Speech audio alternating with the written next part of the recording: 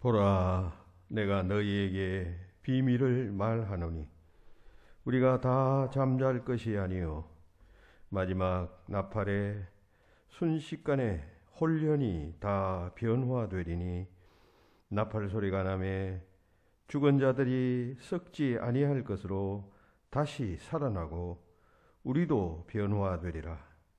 이 썩을 것이 반드시 썩지 아니할 것을 입겠고 이 죽을 것이 죽지 아니함을 입으리로다. 아멘.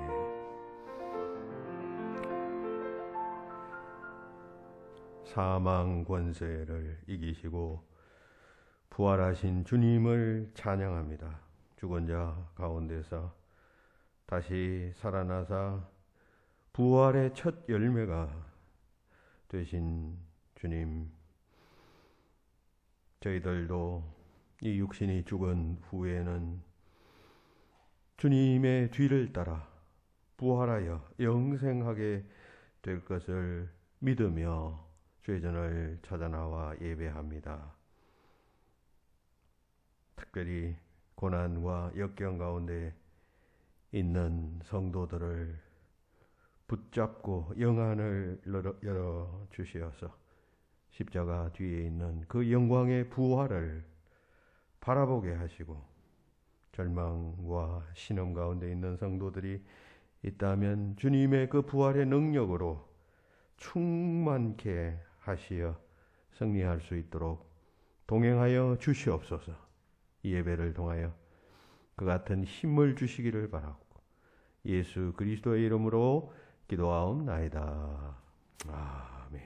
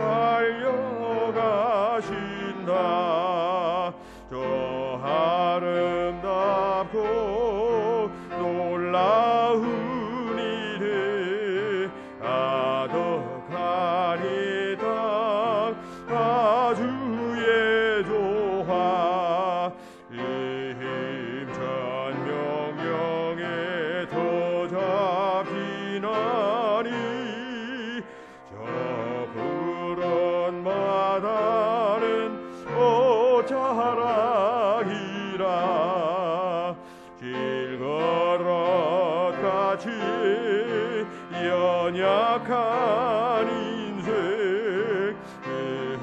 의지하여 내가 응원하리. 온 백성 귀신 만왕이시니 자비 영원히 변함없소라.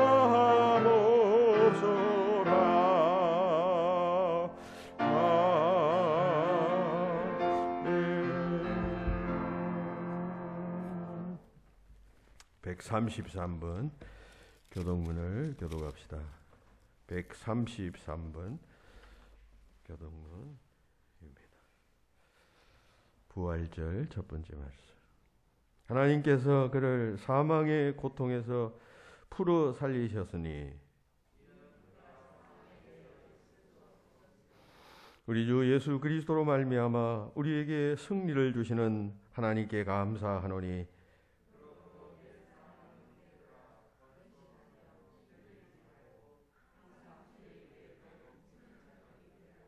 이 말을 할 때 예수께서 친히 그들 가운데 서서 이르시되 너희에게 평강이 있을지어다 하시니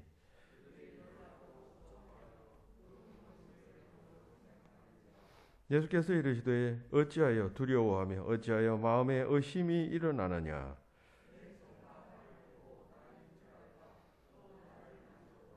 영은 살과 뼈가 없어되 너희 보는 바와 같이 나는 있느니라.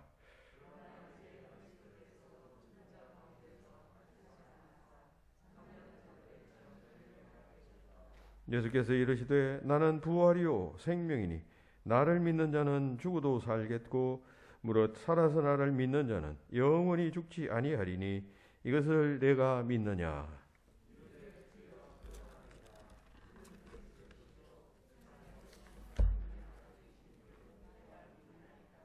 아멘. 다 같이 자매의 기도를 드리시겠습니다. 부활하여 우리 인생들에게 진정한 소망이 되어주신 주님,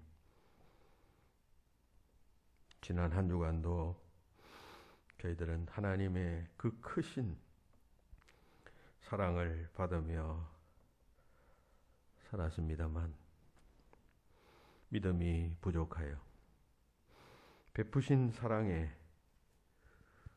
응답하는 삶을 살지는 못했습니다.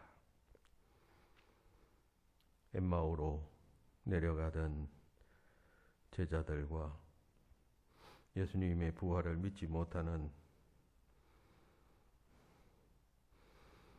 제자들처럼 우리는 작은 일에도 절망하며 불신앙의 길을 걸었음을 고백합니다.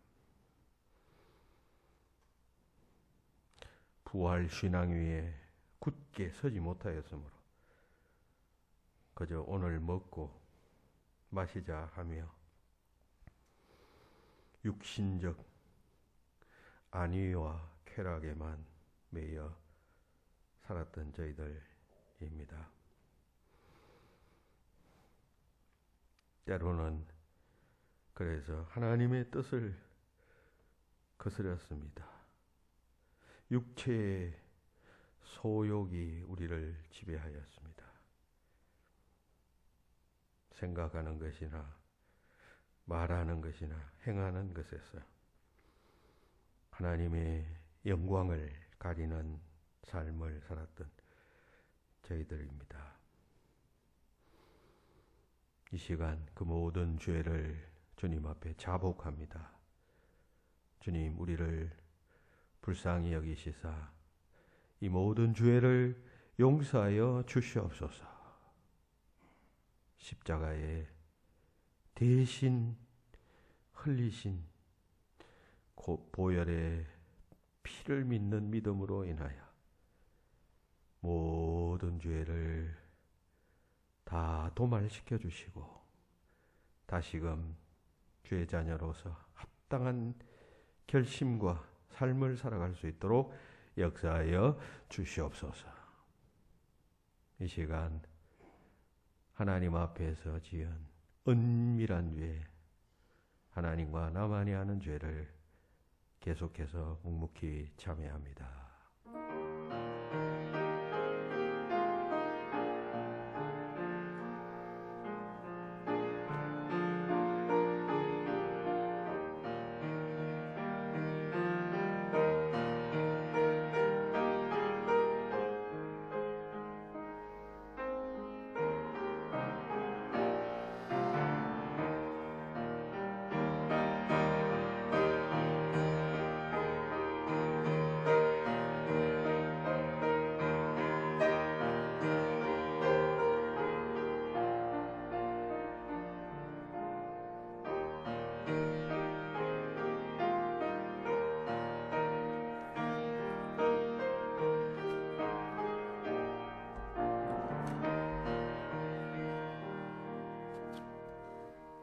누가 능히 하나님께서 택하신 자들을 고발하리요. 의롭다 하신 이는 하나님이시니 누가 정죄하리요. 죽으실 뿐 아니라 다시 살아나신 이는 그리스도 예수시니 그는 하나님 우편에 계신 자요 우리를 위하여 간구하시는 자시니라. 아멘. 나는 전능하신 아버지 하나님 천지의 창조주를 믿습니다. 나는 그의 유일하신 아들 우리 주 예수 그리스도를 믿습니다. 그는 성령으로 잉태되어 동정녀 마리아에게서 나시고 본디오 빌라도에게 고난을 받아 십자가에 못 박혀 죽으시고 장사된 지 사흘 만에 죽은 자 가운데서 다시 살아나셨으며 하늘에 오르시어 전능하신 아버지 하나님 우편에 앉아 계시다가 거기로부터 살아있는 자와 죽은 자를 심판하러 오십니다. 나는 성령을 믿으며 거룩한 공교회와 성도의 교제와 죄를 용서받는 것과 몸의 부활과 영생을 믿습니다. 아멘. 이 시간 연이어 중보 기도합니다. 자비로우신 주님, 부활절을 맞아 주님의 부활하심의 의미와 또 교훈을 생각하며 또 부활하신 주님께 경배할 수 있도록 인도하심을 감사합니다. 처참한 십자가의 죽음, 고통과 절망과 저주의 죽음, 그 십자가를 이제 종지부 찍게 하시고 부활하여 영광의 주, 소망의 주로 우리에게 지금도 역사하시는 주님을 우리 모든 믿는 자들이 늘 기억하게 하시어 우리가 어려움에 처할 때마다 부활하신 주님을 소망하고 우리도 장차 그와 같이 부활하게 될 것임을 믿는 믿음 가운데서 날마다 승리하는 저희들이 되게 하여 주시옵소서. 하나님, 오늘날 이 나라 들려오는 소식과 뉴스 등등을 통해 많은 분들이 절망하고 안타까워하며 불안해합니다. 가진 자는 더 많이 가지게 되고 없는 자는 더욱 궁핍하게 되며 집이 있는 자와 집이 없는 자의 격차는 점점 더 커져가며 국민들의 분노는 점점 고조되고 있는 이때에 하나님께서 개입하시고 역사하여 주시어서 경제 정의가 또 부동산 가격이 안정되고 공정한 세상이 되도록 역사하여 주시옵소서. 이 땅 위 온전한 하나님의 나라가 이루어지기는 어렵지만 그래도 가까이 가서는 있사오니 하나님, 이 나라가 하나님께서 통치하시는 참된 나라, 공의로운 나라가 되도록 주께서 역사하여 주시옵소서. 내일 모레면 또 보궐선거가 있습니다. 하나님의 뜻에 합당한 지도자, 그리고 이 서울시를 바르게 이끌어갈 지도자를 투표하게 하시고 또 선택하시어서 이 서울에서 사는 사람들이 자랑스럽고 또 행복하게 살 수 있도록 주님 역사하여 주시어서 나라가 부정부패들이 또 없어지고 밝아지며 또 새로워질 수 있도록 복내려 주시옵소서. 이 지역 사회에 또 재개발 사업이 추진된다고 합니다.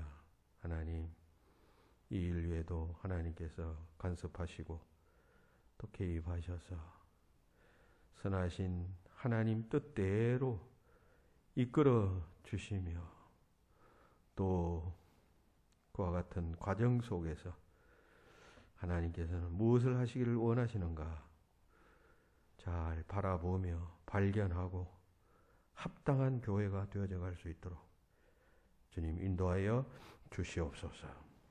모든 교회의 성도들 주께서 우리 교회에 속하여 신앙생활하게 하셨습니다. 주께서 우리를 구원받은 자로 부르시고 때로 직분자로 세우실 때는 거기에 합당한 이유와 또 사명이 있는 줄 압니다. 하나님, 우리가 그 사명을 발견하고 주님은 나를 통해 어떤 영광을 받으시기를 원하시는가 늘 질문하며 거기에 합당한 삶을 살아갈 수 있도록 주님 우리를 훈련시키시고 또 이끌어 주시옵소서. 그래서 우리의 삶이 그로 인하여 행복하고 또 기쁘며 감사할 수 있도록 역사하여 주시옵소서. 우리 개개인의 기도의 제목들이 있습니다. 경제적인 문제 때문에, 건강 때문에, 그리고 가족 때문에 기도하는 기도의 소망들 있습니다. 진심으로 주님 앞에 고하고 기도할 때 응답받는 역사가 일어나서 그들의 믿음이 더욱 굳건해지고 삶이 더욱 힘차질 수 있도록 축복하여 주시옵소서. 오늘 한 날도 주님 홀로 영광 받으시길 바라옵고 감사드리며 예수님 이름으로 기도하옵나이다. 아멘.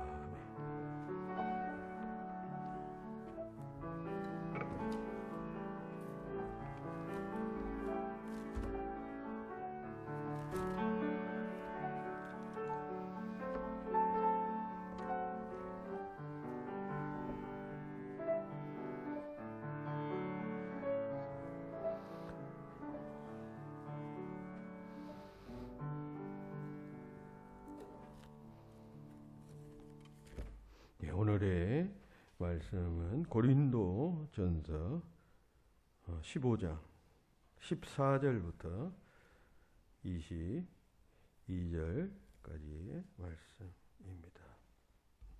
고린도전서 15장 14절부터 22절까지의 말씀입니다.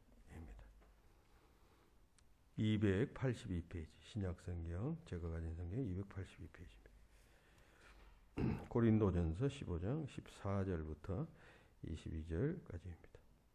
그리스도께서 만일 다시 살아나지 못하셨다면 우리가 전파하는 것도 헛것이요 또 너희 믿음도 헛것이며 또 우리가 하나님의 거짓 정인으로 발견되리니 우리가 하나님이 그리스도를 다시 살리셨다고 정언하였음이라. 만일 죽은 자가 다시 살아나는 일이 없으면 하나님이 그리스도를 다시 살리지 아니하셨으리라. 만일 죽은 자가 다시 살아나는 일이 없었으면 그리스도도 다시 살아나신 일이 없었을 터이요. 그리스도께서 다시 살아나신 일이 없으면 너희의 믿음도 헛되고 너희가 여전히 죄 가운데 있을 것이요.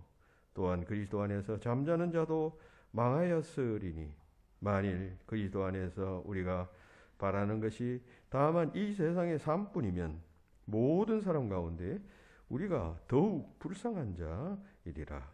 그러나 이제 그리스도께서 죽은 자 가운데서 다시 살아나서 잠자는 자들의 첫 열매가 되셨도다. 사망이 한 사람으로 말미암았으니 죽은 자의 부활도 한 사람으로 말미암는도다. 아담 안에서 모든 사람이 죽은 것 같이 그리스도 안에서 모든 사람이 삶을 얻으리라.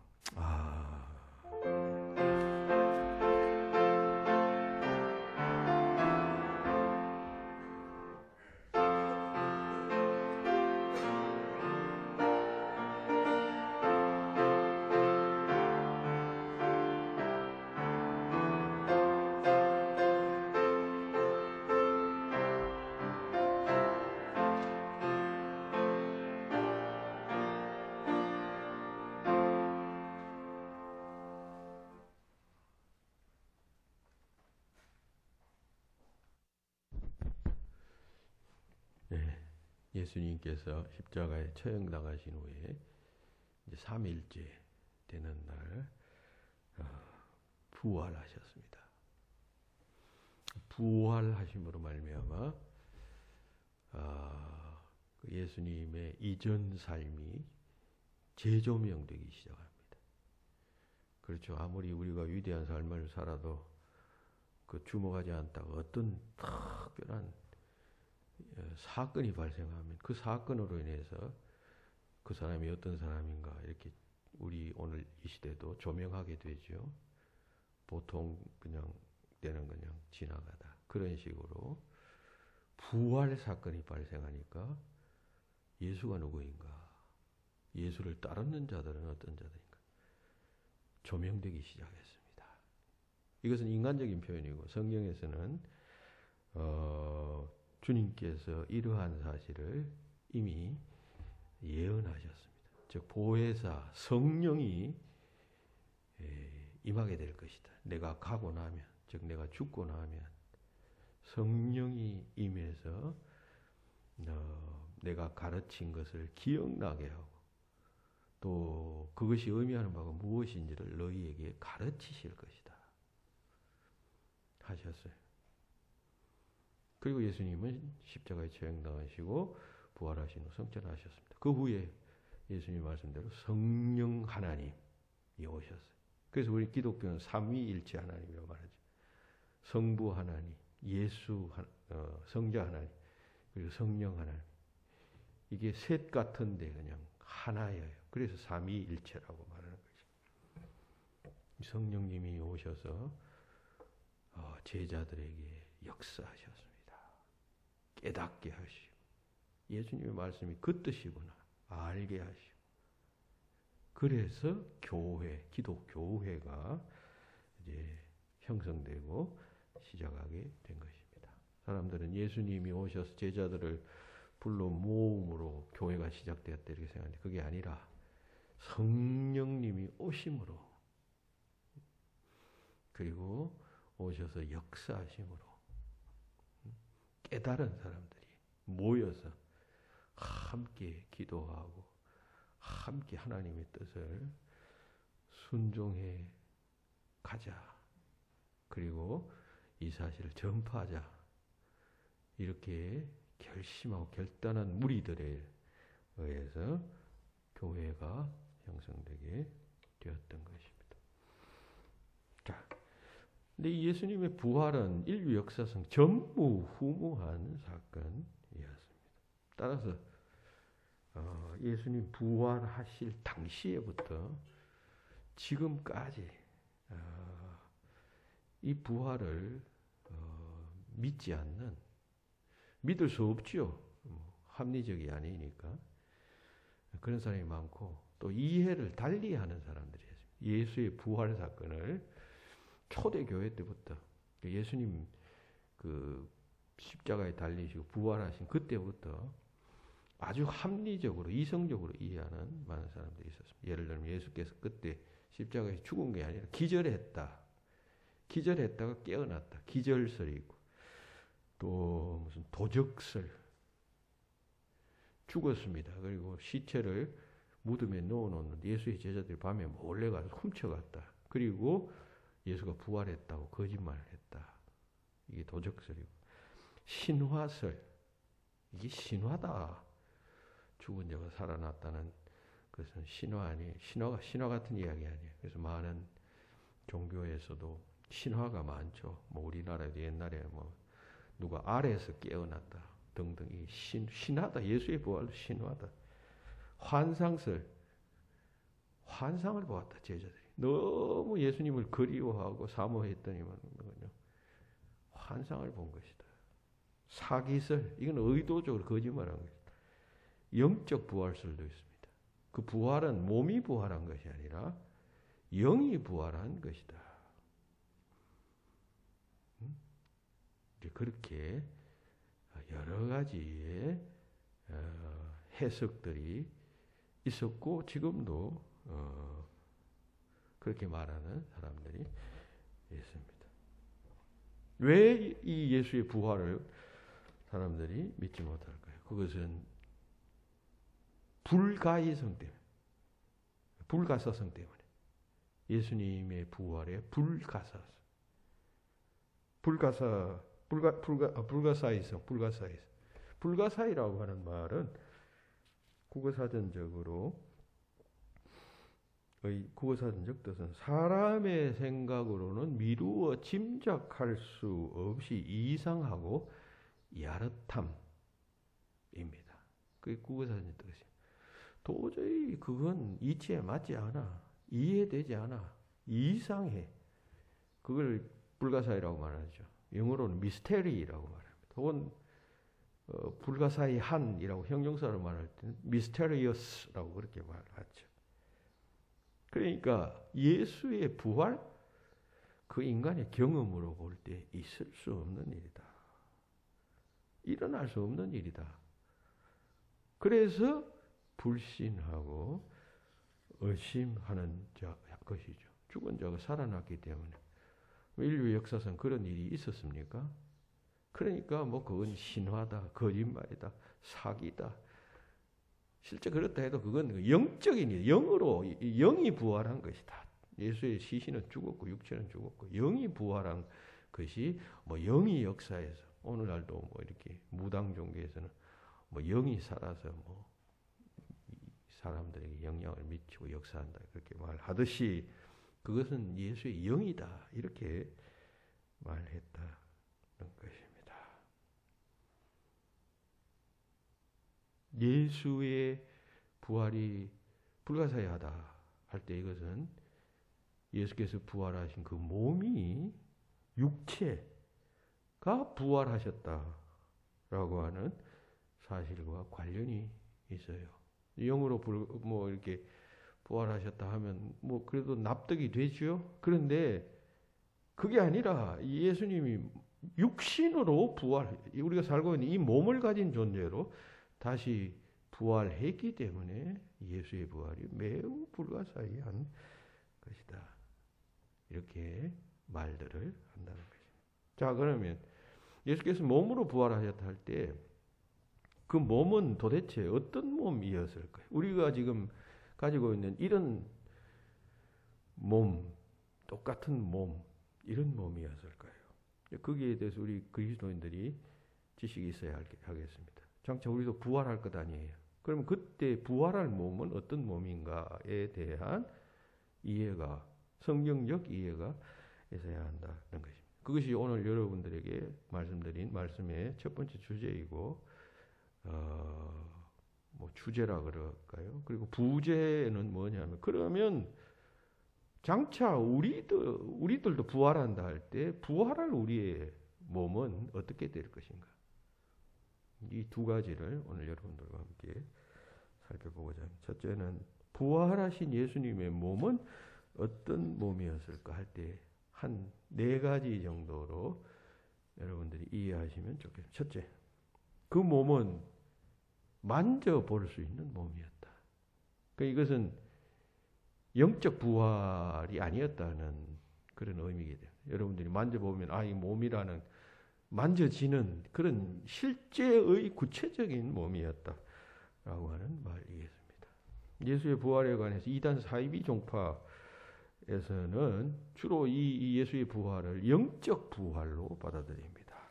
신천지에서 나온 신탄이라는 책 220페이지에 보면 부활하신 예수는 영적인 모습으로 헌신하다가 제자들을 남겨두고 영으로 성천하신 것이다.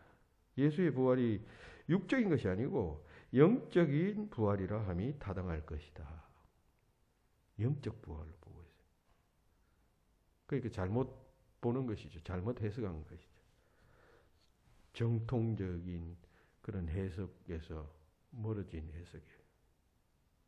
고립되니까 이렇게 되는 것이죠. 안상흥 정인회에서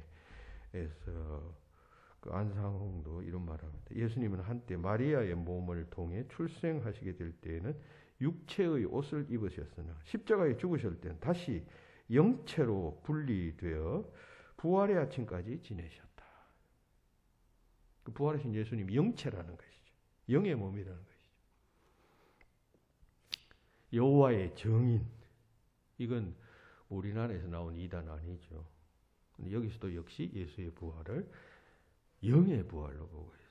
그들은 예수의 부활이 영적 부활이라는 사실을 다음과 같은 설명을 통해 주장합니다. 어떤 사람이 친구에게 빚을 준 다음 다시 그 돈을 그냥 자기가 취했다면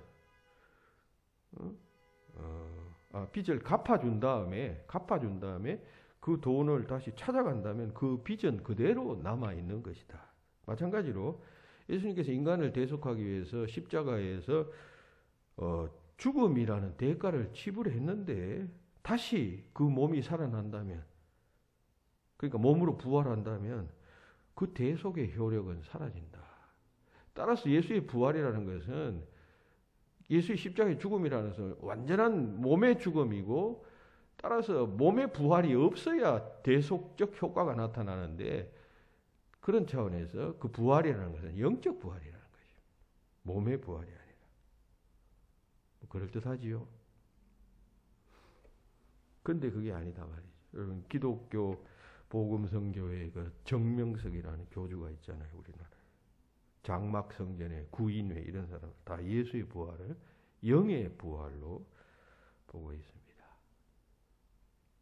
근데 정통적인 성경을 연구하는 세계적인 그 개혁주의, 소위 우리 개신교회의 신학자가 있어요. 루이스 볼코프라고 하는 네덜란드 출신의 사람인데 미국에서 공부해서 미국에서 오랜 교수 생활을 하고 한국에도 이분의 책이 다 번역되어져 있고 다 모든 한국의 장로교회는 거의 이분의 영향을 받고 있습니다. 부활하신 예수님의 몸은 물질적이고 지극히 실제적인 몸이었다라고 말하고 있습니다.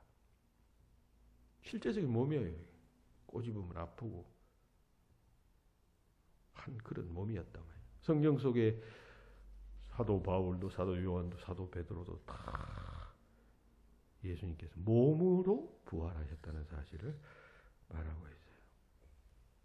요한복음 21장에 보면 사도 요한이 부활하신 예수님에 대해서 묘사하는 장면이 나오잖아요. 제자들이 갈릴리 바닷가에서 고기를 잡고 있을 때 예수님께서 새벽에 나타나셨습니다. 그래 고기 많이 잡히느냐 물으시면서 고기가 안 잡힙니다. 그럼 배 오른편에 그물을 던져봐라. 그 고기가 많이 잡혔어요. 그리고 그 고기를 물가로 끌고 나와서 거기에서 불을 피워서 그 생선을 구워서 그 제자들과 함께 예수님께서 먹으셨다라고 하는 표현을 하고 있어요. 그건 뭐냐 하면 지금 요한복음은 주후 100년경에 쓰여진 것 아니에요. 그러니까 초기 기독교회가 발생할 때부터 예수의 부활은 영으로 부활한 것이다라고 하는 주장들이 교회 주변에서 많이 있었습니다. 그걸 불식시키기 위해서 예수님은 보라 이렇게 몸으로 부활하신 분이다. 사람처럼 불에 고기를 굽고 제자들과 함께 둘러앉아 대화를 나누며 그리고 식사를 하신 우리와 함께 식사를 하신 다시 말해서 예수님은 육체로 부활하셨다라고 하는 사실을 강조하는 것이에요.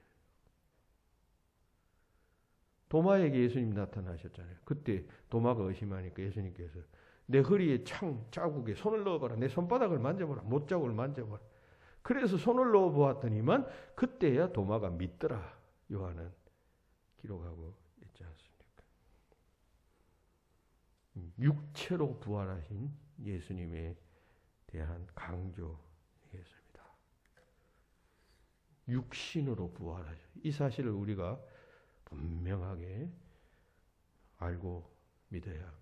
자칫하면 우리는 예수님 부활하셨다 하니까 좀 신비한 거니까 어차피 뭐 영으로 보이기도 하고 안 보이기도 하고 뭐 그러셨다. 이렇게 생각하시는데 그게 아니라 구체적인 몸으로 부활하셨다는 것이 성경이 일관된 가르침입니다. 두 번째, 이 몸은 또 어떤 몸이냐 할 때 썩지 않는 몸. 썩지 않는 몸이라는 것은 우리 인간은 살다가 어느 시점이 되면 병들고 늙어서 죽잖아요. 그럼 죽으면 여러분 썩잖아요. 흙으로 돌아가잖아요. 이게 인간인데 그런데 부활하신 예수님의 몸은 그렇지 않죠. 성천하셨죠. 지금도 하나님 우편에 앉아 계신, 여기서 우편이라는 것은 오른쪽이라는 의미가 아니고 하나님의 영광과 권세를 가진 자로 존재하신다, 그런 의미예요. 그리고 지금도 살아 계신다 말하잖아요. 예수님은 지금도 살아 계신다는 것은 부활하신 예수님이 부활한 채로 성천하셔서 지금 존재하시는데, 그 부활하신 예수님이 인간들처럼 때가 되면 늙어서 죽는 것이 아니라, 그 부활하신 예수님이 또 때가 되어서 시간이 되어서 늙어 돌아가시는 것이 아니라 계속 썩지 않는 몸으로 존속하신다는 것입니다. 여러분, 부활하신 예수님이 걸어가셨듯이 우리들도 똑같이 그렇게 됩니다. 성경은 여러분, 우리도 장차 주께서 재림하시면 모든 생명이다, 산 사람은 산채로, 죽은 자는 또 무덤에서 다 부활할 것이라고 말합니다. 그리고 그때부터 부활한 생명체로서의 새 삶을, 영원한 삶을 시작하게 됩니다. 그거 분명하게 믿고 신앙생활 해야 돼요. 그저 사는 날 동안 사는 게 중요하지, 생존할 때 중요하지, 허겁지겁 이렇게 사는 사람은 여러분 참된 그리스도인이라고 하기 어렵습니다. 고린도전서 15장 42절 말하죠. 죽은 자의 부활도 그와 같으니 썩을 것으로 심고 썩지 아니할 것으로 다시 살아나며라고 말했습니다. 바울은 예수님의 부활을 말하면서 우리 인간의 삶도 마찬가지다, 그것입니다. 죽은 자도 결국 예수님처럼 부활하게 될 것이다. 썩을 것으로 심고, 육신으로 살았지만 썩을 육신으로 살다가 죽어 무덤에 묻히고 혹은 화장하고 하겠지만, 그러나 이제는 부활할 몸은 썩지 아니할 것으로 다시 살아날 것이다. 그래서 이 몸을 영광의 몸, 강한 몸 혹은 신령한 몸이라고 이렇게 표현했습니다. 여러분, 하나님께서 처음 인간들을 에덴 동산에 창조하실 때는 원래 죽지 않도록 창조하셨어요. 하나님의 형상을 닮은 존재로. 그런데 죄가 들어왔잖아요. 그래서 그 결과로 먹으면 정령 죽으리라 하신 말씀과 같이 죽게 되었어요, 죄로 인해서. 그래서 인간은 노동하고 여인은 해산의 고통을 겪고 이렇게 되었다라고 성경은 이야기하잖아요. 인간은 워낙 처음부터 그냥 살다가 죽어왔음을 보았으니까 인간이 그런 것이다 이렇게 생각하는데, 원래 하나님께서 인간을 창조하실 때는 하나님처럼 그렇게 영생하는 존재로 창조하신 것이에요. 죄 때문에 죽게 되었어요.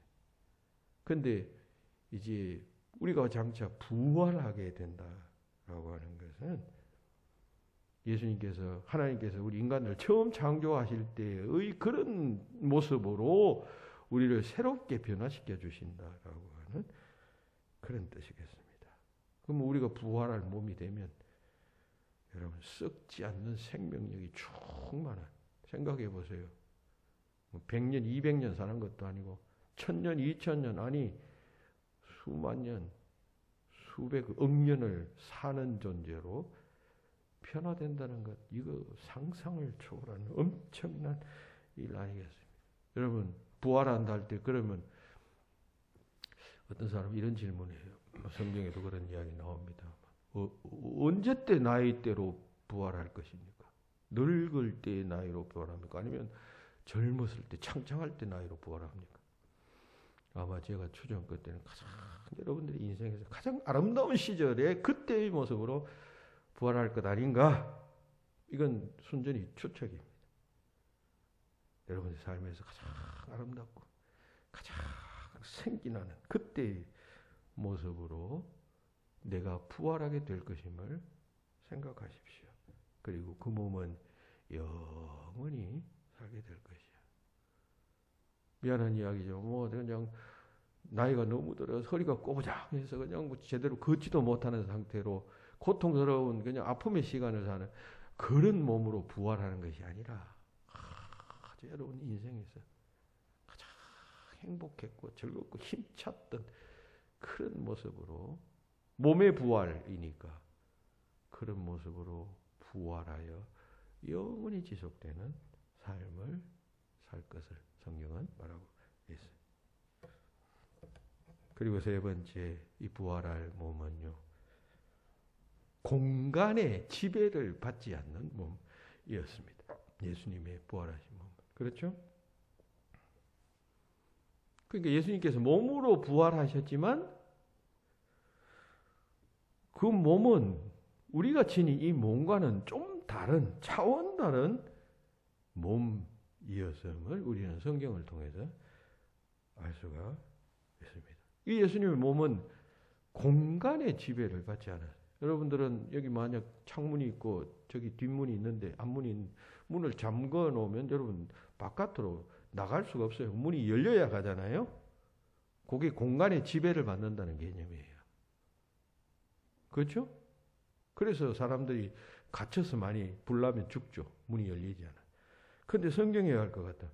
예수님의 부활하신 후의 모습을 보면 공간의 지배를 받지 않고 제자들이 문을 걸어 잠가 놨는데 예수님이 그 안에 들어보시는 그런 장면이 묘사되어져 있어요. 요한복음 20장 19절에 보면 이날 곧 안식 후 첫날 저녁 때 제자들이 유대인들을 두려워하여 모인 곳에 문을 닫았더니 예수께서 오사 가운데 서서 이르시되 너희에게 평강이 있을지어다 하셨어요.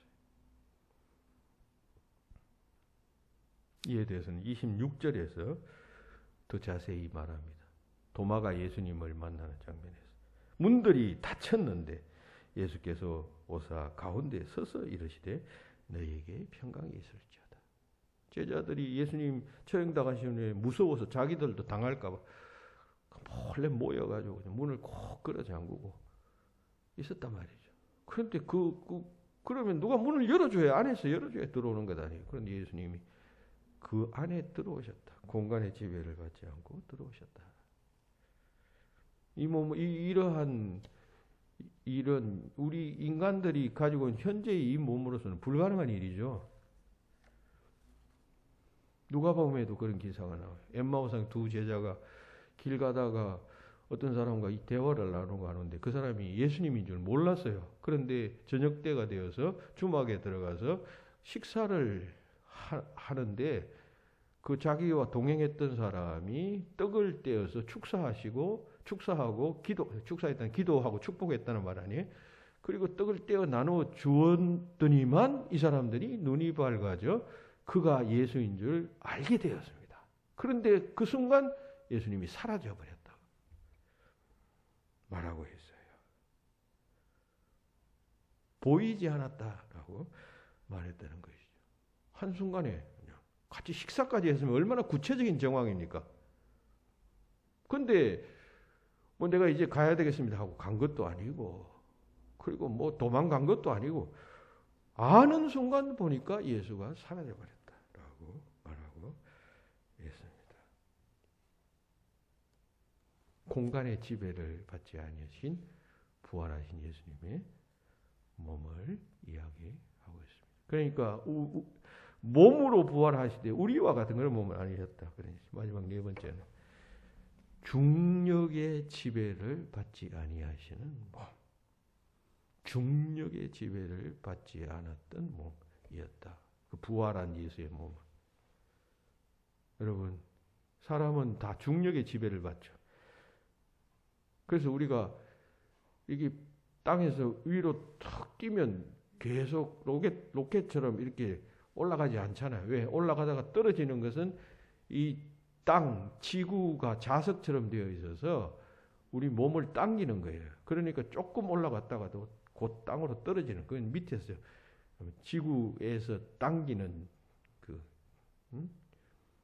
중력 때문에 그런 것 아니에요. 그런데 예수님은, 부활하신 예수님은 중력의 지배를 받지 않았다. 무슨 말이냐면 사도행전 1장 9절에 보면 예수님께서 성천하시는 장면이 나오잖아요. 이 말씀을 마치시고 그들이 보는데 올려져 가시니 구름이 그들을 가리워 보이지 않게 하더라. 하늘로 싹 올라가셨다는 거예요. 그리고 11절에서는 천사가 말합니다. 너희 가운데서 하늘에 올려지신 이 예수는 하늘로 가심을 본 그대로 오시리라. 하늘에서 쑥 내려오신다. 그런 이야기죠. 올라가신 예수님, 부활하신 예수님이에요. 그러니까 중력의 지배를 받지 않아요. 올라가셔도 이게 떨어지지 않았단 말이죠. 예수님의 몸은 그 전과 같은 몸이었으나 한편 달랐습니다. 물리법칙의 지배를 받지 않는 그러한 몸이셨어요. 다시 오실 예수님도 그렇겠죠. 중력의 지배를 받지 않으니까. 우리가 이렇게 보면 예수님께서 그 재림하실 때 막 천군 천사들 대동하고 오신다는 이야기가 좀 더 납득이 되죠. 왜? 부활하신 그 부활체로서 예수님이 다시 오실 때에는 중력의 법칙 지배를 받지 않으니까 공중에서 오신다는 이야기가 신화처럼 들리지 않습니다. 그건 불가사의한 일이지만 우리 인간의 경험과 지식으로서는 이해될 수 없는 일이지만 그러나 하나님께서는 하실 수가 있죠. 여러분, 그 불가능하겠어요, 하나님께서. 요즘 인간들은 다 지나간 과거를 다 추적하는 엄청난 기술과 장비를 다 가지고 있어요. 다 그 사람의 행동 다 찾아내잖아요. 범죄 저지르면 CCTV 있고 뭐 전화기도 다 녹음기가 달려서 침만 빼서 그냥 돌려보면 다 나와요. 인간의 기술이라는 게 있어요. 어마어마한데 하나님 기술이 뭐 그보다 못하겠어요? 인간이 로켓 타고 하늘로 올라가고 뭐 달 날아가고 한다는데 하나님 전지전능하신 하나님의 기술이 뭐 인간의 기술보다 못하시겠어요? 뭐가 불가능하겠어요?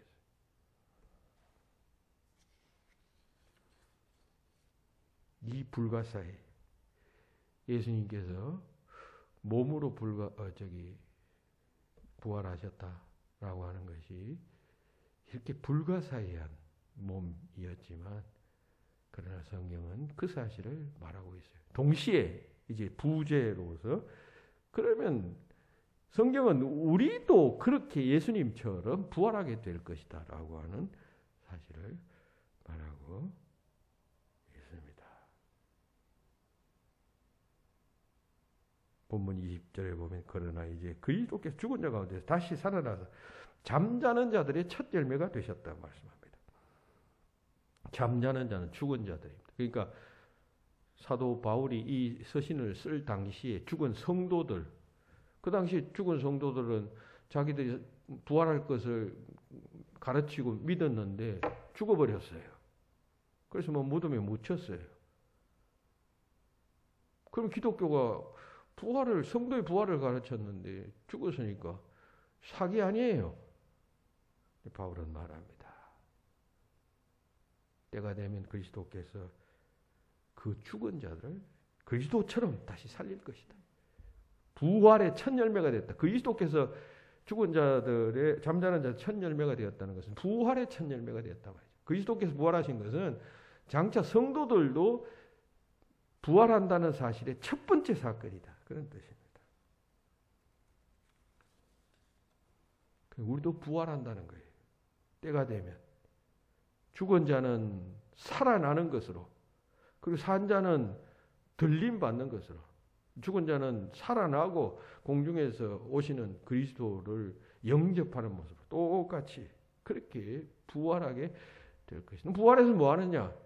이제 마지막 오신 그 주님에 의해 최후의 심판을 받는 것이죠. 악인의 부활도 있고 의인의 부활도 있어요.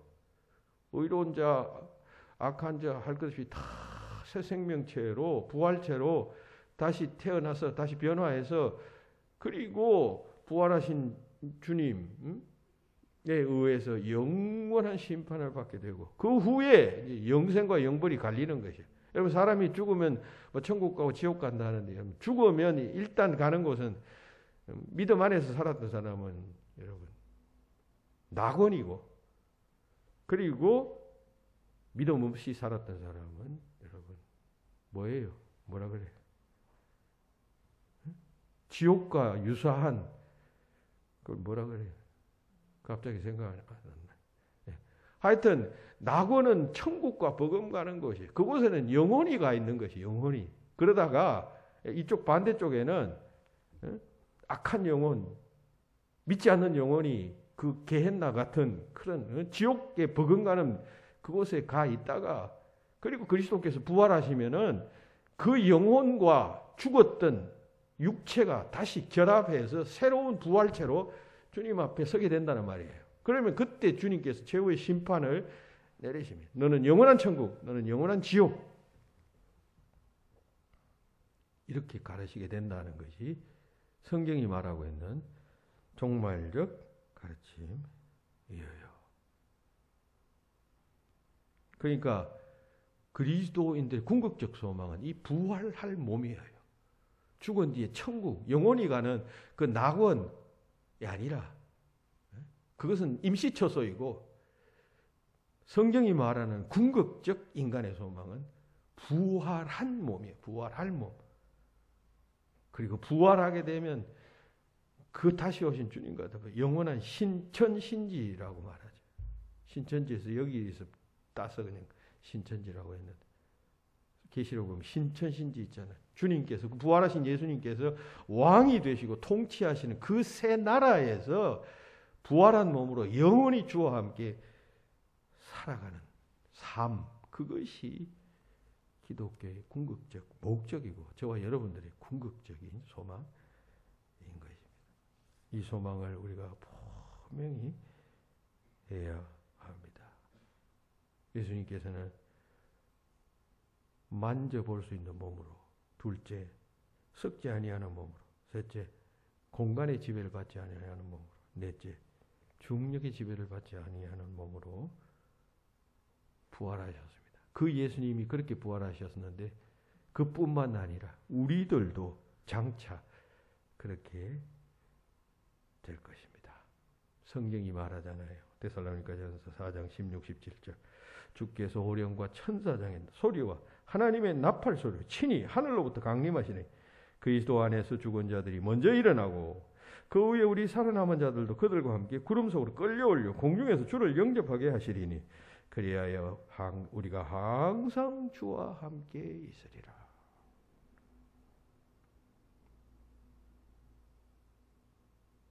안 믿어져요? 신비하죠? 근데 신비라는 것은 여러분 우리가 모르기 때문에 그런 거예요. 과학 그냥 요즘 어마어마하게 발전된 기술 신비하고 놀랍잖아요. 모르기 때문에 신비한 것이죠. 하나님께서 단추 하나만 눌리시면 다 가능한 일이에요. 그러니까 그런 사실을 지금으로부터 2000년, 3000년 전에 몇몇 특별한 사람들에게 하나님께서 탁 계시해 주신 것이에요. 그것도 완벽하게 서술적으로 과학적으로 다 보여주신 것이 아니라 영감으로 계시를 해주셔서 성경 속에 기록된 것이에요.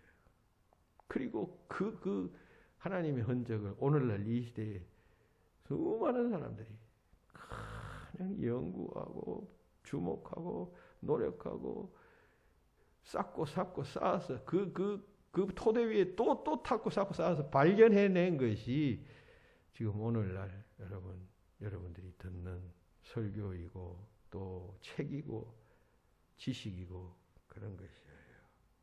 먼저 죽은 자들이 부활하고 그리고 살아남은 자들도 부활체로 변화되게 돼요. 그러면 그때라는 말도 여러분 옳을지 모르겠어요. 그 때가 어떤 시간의 지배를 받는 그런 때인지 그 공간이 그런 우리가 지금 알고 있는 이런 형태의 3차원적 공간인지 그것도 우리는 잘 정의할 수 없을 것이에요. 어쨌든 우리가 지금 이해하는 말로 그때부터 새로운 시대, 새로운 존재가 축복된 삶을 살아가게 될 것입니다. 우리의 궁극적 소망은 이 몸의 부활이에요. 사람의 영혼도 불멸이라 말하죠. 그 영혼이 임시로 가 있을 임시처소인 낙원이 아니라 최후의 심판 때에 부활할 우리의 몸, 이것이 궁극적인 우리의 목표이고 관심인 것입니다. 그것을 위해 주님께서 다시 오실 것입니다. 사도신경 고백하죠. 몸이 다시 사는 것과 영원히 사는 것을 믿습니다. 새로 우리 번역한 그 번역문에는 더 분명합니다. 몸의 부활과 영생을 믿습니다. 몸의 부활이 앞에 나와요. 몸의 부활. 그게 우리가 여러분 고백하는 내용이고 성경이 말하는 종말이에요. 이 몸의 부활에 대한 소망을 예수의 부활을 바라보면서 볼 수 있어야 합니다. 그럴 때 우리는 진정 세상을 이길 수 있고 늙음도 이길 수 있고 병도 이길 수 있고 환난도 이길 수 있고 핍박도 이길 수 있으면 죽음까지도 이길 수 있는 것이에요. 그런 삶을 살게 되는 여러분들 다 되시기를 주의 이름으로 축원합니다. 기도합시다. 하나님, 죄로 인해서 갇혀버린 삶을 살아가던 저희들에게 갇히게 한 그 문을 열어주시고 무한 생명을 회복시켜주신 것 진실로 감사드립니다. 예수님의 부활을 통하여 그 같은 빛을 비춰 주셨사오니 감사하며 기뻐하며 또 허락하신 그 능력으로 살아가는 저희가 되게 하여 주시옵소서. 아직도 부활의 생명력을 입지 못한 자들에게 이 사실을 힘차게 전할 수 있도록 하시고 우리의 신앙이 부활 신앙에까지 차단할 수 있도록 역사하여 주시옵소서. 주 예수 그리스도의 이름으로 기도하옵나이다. 아멘.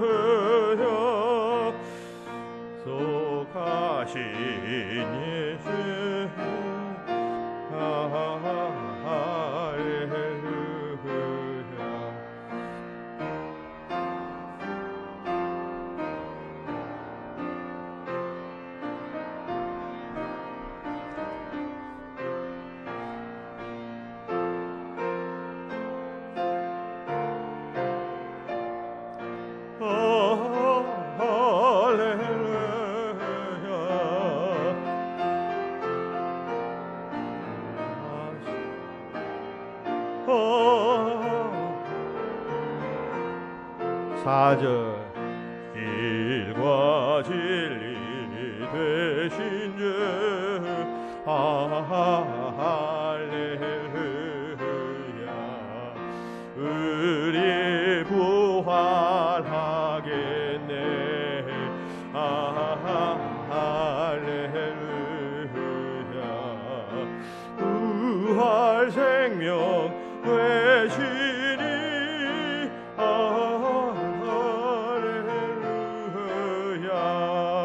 우리 부활하겠네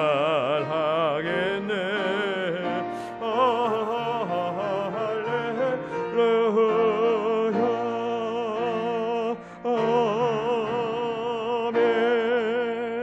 아멘. 김용준 유태성 권사님 하나님께 치료해 주실 줄 믿고 감사합니다 하셨습니다. 홍연옥 집사님 감사 예물 드리셨습니다. 기도합시다. 하나님 은혜를 진실로 감사합니다. 부활 생명, 영원한 생명 주님께서 십자가를 통해 주시고 또 부활하시면서 확정하셨습니다. 우리도 그 부활 생명 얻고 우리 부활하겠네. 오늘 찬송이 노래한 것처럼 그 같은 미래가 우리 앞에 놓여 있음을 알고 절망하지 않고 그 부활의 내일을 바라보며 희망찬 삶, 능력 있는 삶을 살아가는 저희들이 되게 하여 주시옵소서.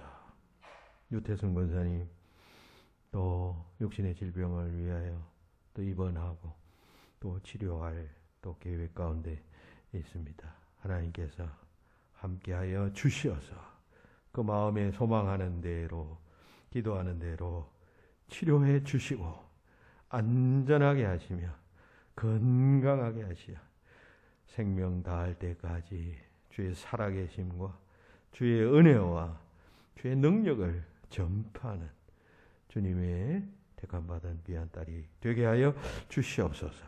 홍연옥 집사님도 붙잡아 주시고 주의 전을 찾아 나와 신앙생활 할 때마다 마음속에 새싹과 같은 믿음과 또 기쁨과 생명력이 솟아나게 하시고 몸은 연약하여지지만 마음은 더욱 날로 새롭도다 했던 사도 바울의 고백처럼 새싹 같은 삶을 살아갈 수 있도록 복내려 주시고 그 삶 속에 부활의 생명력도 발견하는 아름다운 지혜와 또 영의 눈도 허락하여 주시옵소서.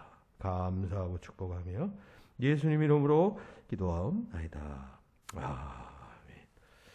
교회 소식 주보를 참고하시기 바랍니다. 오늘은 부활절입니다. 부활의 기쁨이 넘쳐나시기 바랍니다. 그리고 2번 광고, 은평구청에서 매번 코로나와 관련해서 공문이 오는데 예배실에 환기 잘 하라는 강조 요청이 있었습니다. 예배 후에는 반드시 환기를 해주시면 감사하겠습니다. 세례자 교육이 이번 주부터 4주에 걸쳐서 유인물을 통해서 실시하게 됩니다. 해당자들은 부목사님으로부터 유인물을 받아서 집에 가서 공부하시고 아마 주중 한 차례 정도 교회 나오시든지 아니면 전화상으로 그 교육 내용들을 체크하게 될 것입니다. 그 4주 교과 내용은 관로 속에 있습니다. 참고하시기 바라고 이번 주 강단 꽃꽂이는 송용준, 김명순, 송용준 장로님 부부께서 봉헌해 주셨습니다. 이번 주 수요일은 서울시장 투표일입니다. 투표에 참여해서 소중한 권리를 잘 행사할 수 있기를 바라겠습니다. 기도합시다. 이제는 우리 주님 예수 그리스도의 은혜와 하나님 아버지의 그 크신 사랑하심과 성령님의 교통하심이 부활절 맞아 주님의 부활을 생각하며 우리 부활을 생각하면서 다시금 새 소망 가운데 살아가기로 다짐하는 여기 모인 모든 주의 자녀들 위해 지금부터 영원토록 함께하옵기를 축원하옵나이다.